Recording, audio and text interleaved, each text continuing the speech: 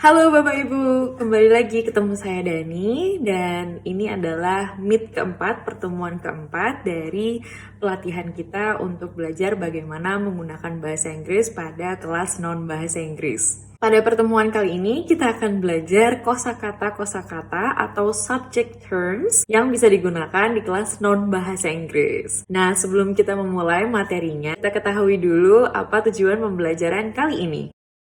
Pada akhir sesi, peserta pembelajaran ini diharapkan untuk dapat satu, memahami dan memiliki pendapat mengenai penggunaan bahasa Inggris pada subject terms atau kosakata dalam pelajaran. Yang kedua, memahami dan memilih subject term atau kosakata pelajaran apa saja yang dapat digunakan dalam bahasa Inggris. Namun, sebelum kita memulai, kita refleksi dikit yuk dari 3 pertemuan sebelumnya yang sudah kita bersama-sama lewati. Nah, pada tahapan ini diharapkan Bapak Ibu sudah melewati beberapa tahap dan sudah memiliki rancangan hal-hal berikut, yaitu Bapak Ibu sudah memiliki rancangan mengenai kalimat sapaan, pujian, dan respon sederhana dalam kelas yang bisa digunakan dalam bahasa Inggris. Yang kedua, Bapak Ibu diharapkan sudah memiliki media translanguaging rencananya. Yang ketiga, Bapak Ibu sudah memiliki rancangan mengenai kalimat instruksi dalam bahasa Inggris apa saja yang bisa digunakan di kelas non-bahasa Inggris. Nah, apa sih yang dimaksud dari subject term atau kata-kata sesuai dengan pelajaran?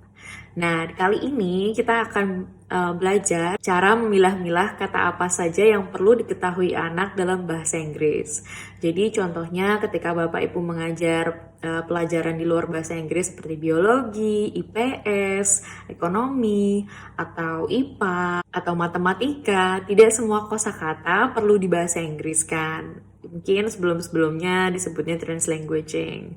Namun, sebagai guru dan kita berusaha membawa bahasa Inggris ke dalam kelas, ada beberapa kata yang perlu kita ajarkan kepada anak dalam kosakata bahasa Inggris.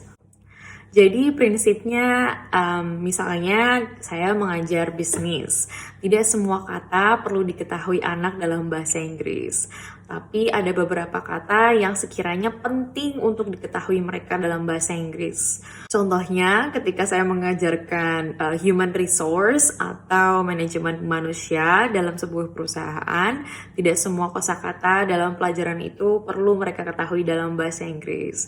Sehingga saya sebagai guru dan ingin membawa bahasa Inggris ke dalam kelas, saya harus memilah-milah kata penting apa saja yang sekiranya mereka harus tahu dalam bahasa Inggris. Nah, hal ini penting Bapak Ibu karena ketika mereka mempelajari suatu pelajaran, kemudian mereka ingin mengaplikasikannya di dunia nyata, sering sekali bahwa kosakata-kosakata yang digunakan di luar sana adalah dalam bahasa Inggris.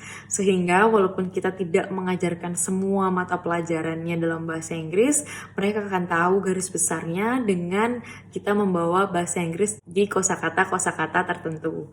Contohnya, misalnya lagi ketika Bapak Ibu mengajar biologi dalam satu bab. Nah, dalam satu bab itu mungkin pilihlah 2 atau 3 kata yang untuk seterusnya Bapak Ibu gunakan dalam bahasa Inggris. Contohnya mungkin otak. Otak, Bapak Ibu akan menyebutnya sebagai brain dalam bahasa Inggris. Nah, selama satu bab itu, Bapak Ibu akan berusaha selalu menyebut otak dalam bahasa Inggris yaitu brain.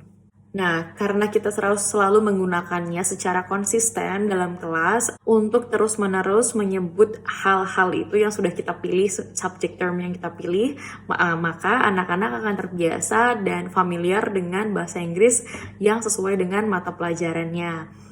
Nah, mungkin Bapak Ibu bingung, jadi misalnya satu bab itu saya menentukannya katanya apa aja ya. Saya nggak tahu nih mana yang seharusnya saya sebut dalam bahasa Inggris. Oke, saya akan memberikan sedikit tips bagaimana Bapak Ibu bisa memilih subject term atau memilih kosakata-kosakata mana aja yang bisa dibahasa Inggriskan. Yang pertama adalah pilihlah kata yang paling sering digunakan dalam mata pelajaran. Nah, mungkin ketika Bapak Ibu ingin menentukan, baik di bab ini saya mau 2 kata subject term dalam bahasa Inggris. Bapak Ibu perlu melihat lagi di bab tersebut. Kata mana yang paling sering disebut dalam bab itu. Semisal mungkin dalam matematika ada satu kata divided atau pembagian. Ketika pada bab itu adalah bab pembagian. Oke, berarti subject term saya adalah divided. Nah, berarti sepanjang pembelajaran matematika itu karena sering diulang-ulang kata itu akan dibahasa Inggris kan dan terus menyebutnya sebagai divided. Yang kedua adalah pilihlah kosakata yang kemungkinan besar anak-anak akan menemukannya di luar kelas. Tujuan kita mengajarkan bahasa Inggris di dalam kelas non-bahasa Inggris adalah membantu mereka untuk punya survival skill ataupun modal untuk kemudian harinya mereka bersaing dengan murid-murid lain dan real life world gitu. Sehingga ketika kita memilih subject term, pilihlah kosakata-kosakata yang ini kemungkinan besar ketika mereka mengaplikasikan teorinya kepada dunia nyata, mereka akan sering menemukan kata itu. Contohnya dalam bisnis adalah sumber daya manusia. Ketika anak di luar sana, mereka akan sangat jarang mendengar kata sumber daya manusia. Karena sering sekali corporate atau tempat kerja menyebutnya sebagai human resource. Nah, saya bisa pilih human resource sebagai subject term saya. Jadi mulai dari awal hingga akhir saya tidak menyebutnya sebagai sumber daya manusia tapi human resource. Sehingga ketika nanti dia mengingat pelajaran saya dan ketika bekerja dia sangat familiar. Oh, saya belajar human resource waktu di SMA. Nah, mungkin untuk pelajaran-pelajaran lain, sekiranya mana yang kemungkinan diaplikasikan di kehidupan sehari-hari, atau kemungkinan mereka baca di berita, ataupun di TikTok atau Instagram. Nah, kira-kira kata apa sih yang sering keluar di pelajaran Bapak Ibu yang sering keluar di dunia nyata. Nah, itu bisa jadi pilihan sebagai Bapak Ibu untuk memilih subject term. Ketiga adalah pilihlah kata yang menjadi kunci pemahaman. Bapak Ibu perlu melihat pada bab tersebut mana sih yang kira-kira menjadi kunci pemahaman dari topik itu. Sehingga dapat digunakan dan dibahasa Inggriskan dan dipilih sebagai subject term yang kemudian hari Bapak Ibu terus menyebutnya dalam bahasa Inggris.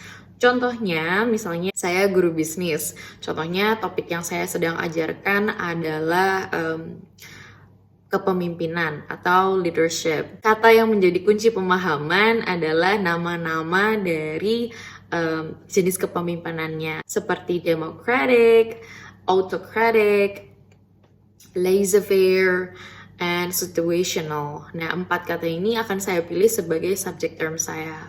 Karena dia adalah karena ini adalah kata kunci ketika memahami topik yang sedang saya bahas. Mungkin contoh lain ketika Bapak Ibu mengaplikasikan dalam pembelajaran lain, misalnya Bapak Ibu mengajar fisika. Coba direfleksikan kira-kira kosakata apa ya yang menjadi kunci dari pemahaman. Maaf ya bila salah, contohnya adalah mungkin di pelajaran matematika ketika anak-anak mempelajari cara menghitung volume atau luas yang paling dipahami atau menjadi kunci dari subjek itu adalah panjang kali lebar kali tinggi. Mungkin sesimpel itu, namun ini adalah kunci dari topik itu. Nah, itu Bapak Ibu bisa pilih sebagai subject term yang kemudian hari selalu disebutkan dalam bahasa Inggris. Coba anak-anak, the height atau tingginya berapa ya, atau the width, lebarnya berapa ya, or maybe mungkin the volumenya berapa ya. Nah, kemudian Bapak Ibu bisa menyebutkan terus-menerus kosakata itu di dalam sepanjang topik yang sedang dibahas. Nah, ini adalah contoh-contoh yang sudah saya buat berdasarkan materi yang saya ampu. Mungkin saya sudah sebutkan sebelumnya. Contohnya, saya memilih paling tidak 3 subject term dari setiap topik yang saya bahas. Pertama, manajemen sumber daya manusia. Saya akan selalu menyebutnya human resource management. Jadi tetap translanguaging ya Bapak Ibu. Jadi satu kata aja dalam bahasa Inggris, kemudian penjelasannya dalam bahasa Indonesia. Contoh yang kedua adalah rencana pemasaran. Nah, saya selalu menyebutnya sebagai marketing plan. Hai guys, hari ini kita belajar marketing plan ya. Atau kita juga pakai instructionnya dalam bahasa Inggris. Hai, selamat pagi, good morning guys. Today we're gonna learn about marketing plan. Nah, untuk seterusnya saya harus konsisten untuk selalu menyebut rencana pemasaran sebagai marketing plan. Yang ketiga, contohnya saya memilih kata keuntungan atau profit. Nah, ini saya juga merasa bahwa kata profit itu adalah kata yang sangat familiar dan mudah, dan kemungkinan di luar sana disebutnya sebagai profit bukan keuntungan. Nah, saya merasa tiga kata ini merefleksikan 3 tips sebelumnya. Yang pertama adalah kata yang paling saya sering sebut ketika mengajarkan topik yang saya ajarkan. Kemudian 3 kata ini adalah kata yang sangat kemungkinan besar mereka temukan di dunia nyata. Contohnya kayak human resource management, nggak ada nih yang nyebut ini sebagai sumber daya manusia. Sehingga saya harap mereka menyatukan atau menghubungkan antara dunia luar dan dunia teori itu sangat mudah. Kemudian marketing plan, ketika besok mereka menjadi bagian dari perusahaan, akan sering disebut sebagai marketing plan. Dan juga profit, ini juga mungkin Bapak Ibu merasa, oh ya nggak ada yang nyebut sebagai keuntungan. Most of the time atau seringnya disebut sebagai profit. Nah, 3 kata ini adalah 3 kata yang harus saya konsisten terus menerus mengucapnya ketika saya membahas topik yang sedang saya bahas. Oke, sekarang gimana sih caranya untuk membuat rencana subject term plan untuk Bapak Ibu semua di dalam mata pelajarannya sendiri? Nah, buatlah mungkin tabel seperti ini. Nah, Bapak Ibu bisa merefleksikan berdasarkan 3 saran yang sudah saya berikan. Mana yang sering disebut, mana yang kemungkinan besar akan mereka temui di dunia nyata, dan mana yang menjadi kunci pemahaman mata pelajaran Bapak Ibu. Mungkin tulislah dalam bahasa Indonesianya, kemudian dalam bahasa Inggrisnya, dan teruslah belajar cara mengucapkannya terus-menerus, dan percaya kalau oke, mulai hari ini saya akan menyebut kata itu dalam bahasa Inggris, dan be consistent about it. Sebelum Bapak Ibu siap untuk memilih subject term itu, Bapak Ibu sudah harus yakin bahwa Bapak Ibu bisa konsisten dengan subject termnya. Sehingga Bapak Ibu sudah siap selalu menyebut kosakata itu dalam bahasa Inggris. Contohnya, ketika saya mau menyebut sumber daya manusia sebagai human resource, maka saya harus percaya bahwa saya bisa konsisten terus-menerus menyebut sumber daya manusia sebagai human resource management.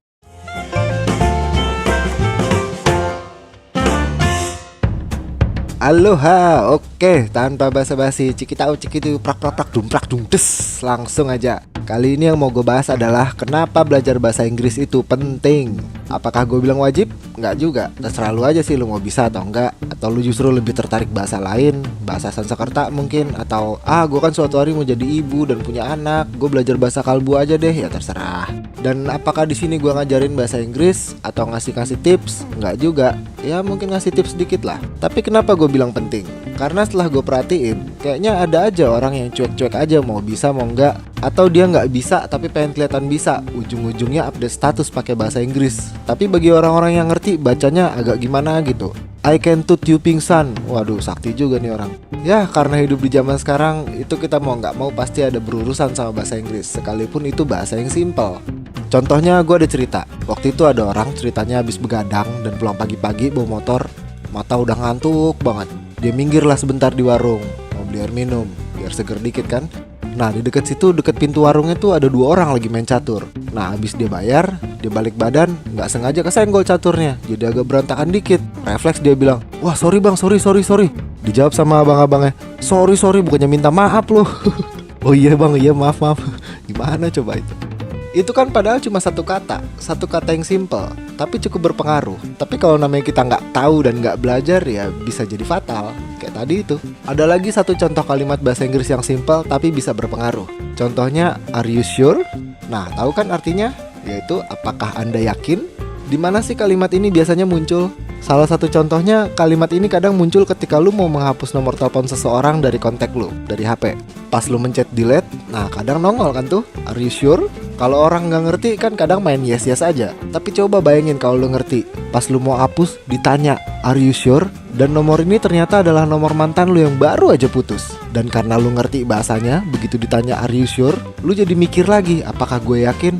Kayaknya gue gak yakin. Akhirnya gak jadi lu hapus deh nomornya. Terus akhirnya lu hubungin lagi mantan lu, terus lu balikan, lu jadian lagi. Tuh, cuma karena sesimpel itu jadi bisa merubah hidup lu kan? Lu jadi bisa balikan lagi karena lu bener-bener mikir ketika ditanya are you sure? Syukur-syukur kalau lu sama pasangan lu tuh akhirnya jadi sampai ke pelaminan. Ya lu berdoa aja semoga penghulunya juga gak pakai nanya are you sure? Kalau penghulunya pakai nanya kayak gitu, santai aja, lu kan udah mikir duluan. Jadi lu pasti jawab yes. Kali ini pasangan lu yang mikir dan dia jawab no. Putus lagi kan lu jadinya. Hore, syukurin. So important. It helped me a lot. Because of artificial intelligence, in the future, people say, I don't need learn English or Russian or Japanese. Something a chip here can translate it quickly. No, it's not about language. It's about the culture. When you learn the other language, you start to understand the other culture. You start to appreciate, respect the other culture. When you appreciate, respect the other culture, you will be respected and appreciated by the others. Then you can work out together. I learned my English by myself when I was a child. I never got one day English training class outside China. But I think I understand the Western culture much more better than those Chinese students study outside. Because I'm not learning language. I'm learning culture. When you respect the other culture, when you appreciate the other culture, it's easy to make friends. If you don't like the other culture, you will never make friends. If you don't have friends, how can you do business? So I would say language helped me a lot. But most thing helped me is my respect. Oke, dua video tadi adalah bagaimana bahasa Inggris berperan penting dalam dua sisi kehidupan, yaitu professionalism sama personal ya. Mungkin yang personal lucu banget dan itu mungkin sepele, tapi mau nggak mau kehidupan personal akan menjadi bagian besar juga untuk kehidupan murid kita. Bagaimana kita mengajarkan bahasa Inggris kepada mereka akan sangat membantu in their personal life atau di kehidupan pribadi mereka. Yang kedua adalah video dari Jack Ma. Jack Ma adalah salah satu CEO dan mungkin orang terkaya yang ada di dunia. Dan dia bergerak di bidang e-commerce atau teknologi. Kemungkinan banyak orang akan mengira mungkin Jack Ma dulu kuliahnya adalah IT atau teknologi. Dia pasti bisa programming dan sangat pandai dalam teknologi dan segala macam tentang e-commerce atau mungkin Jack Ma adalah business student atau murid mungkin dia kuliahnya bisnis, jadi mungkin dia bisa sekarang di mana dia sekarang. Padahal Bapak Ibu, Jack Ma adalah guru. Dia punya background pendidikan sebagai guru dan dia selalu mengucapkannya bahwa bahasalah yang membawa dia sampai sekarang. Kebetulan saya membaca biografinya dan sangat menginspirasi sekali bagaimana dia mengembangkan perusahaannya dari dia yang tidak tahu tentang teknologi, dia tidak paham tentang algoritma atau programming, tapi dia berhasil membuat sebuah perusahaan yang bergerak di bidang itu dengan kekuatan bahasa. Dalam biografinya, Jack Ma terus-menerus menceritakan bagaimana dia belajar bahasa Inggris dari segala tempat dan segala cara yang gratis yang bisa dia gunakan untuk belajar bahasa Inggris. Dari situ dia kenal orang lain, dia belajar culture-nya atau budayanya, kemudian dia kenal orang baru, dan orang-orang inilah yang membantu Jack Ma untuk mengembangkan perusahaannya dari awal hingga akhir. Ya, tujuan saya memberikan video ini adalah untuk menguatkan konsistensi dan tekad Bapak Ibu untuk membawa bahasa Inggris ke dalam kelas. Tanpa tekad yang kuat, tanpa dorongan yang kuat, tanpa ada motivasi yang cukup kuat, Bapak Ibu tidak akan bisa konsisten untuk menyebut subject terms atau kosakata bahasa Inggris di dalam pembelajaran Bapak Ibu semua. Sedangkan yang bisa menjadi kekuatan besar dalam kelas adalah Bapak Ibu merasa yakin dan tahu kalau ini penting dan terus-menerus konsistensi dengan subject term yang sudah dipilih. Semoga dua video ini meningkatkan motivasi Bapak Ibu dan ketekatan dan konsistensi Bapak Ibu ketika sudah memilih subject term-nya, kemudian bertekad untuk terus menyebutnya dalam bahasa Inggris, tidak akan runtuh dan cara ini akan berhasil. Tanpa semangat Bapak Ibu, cara ini tidak akan berhasil. Oke, kita sudah sampai di akhir dari kelas ini. Mungkin cuma sedikit pembahasan hari ini. Namun saya percaya setelah ini Bapak Ibu akan menghasilkan sebuah rancangan dari subject term yang luar biasa. Karena Bapak Ibu saya harapkan untuk membuat rancangan lagi dari pilihan-pilihan subject term yang Bapak Ibu pilih dalam topik-topik tertentu. Mungkin Bapak Ibu bisa mengirimkan kepada saya dalam bentuk untuk kelas berapa, mata pelajaran apa, topiknya apa, kemudian pilihan subject term Bapak Ibu mungkin dalam bahasa Indonesia dan bahasa Inggris. Mungkin jika ingin menceritakan alasannya kenapa memilih subject term itu juga tidak apa-apa. Bapak Ibu jangan lupa untuk kirimkan hasil rancangannya kepada email saya yang kemudian nanti saya akan gunakan di bagian refleksi. Nah, oke, itu adalah akhir dari video ini. Terima kasih, semoga berguna untuk Bapak Ibu dalam merancang rencana penggunaan bahasa Inggris dalam kelas non-bahasa Inggris. Semoga apa yang saya sampaikan dapat menginspirasi Bapak Ibu. Kita ketemu lagi di pertemuan kelima. Terima kasih, we'll see you. Bye.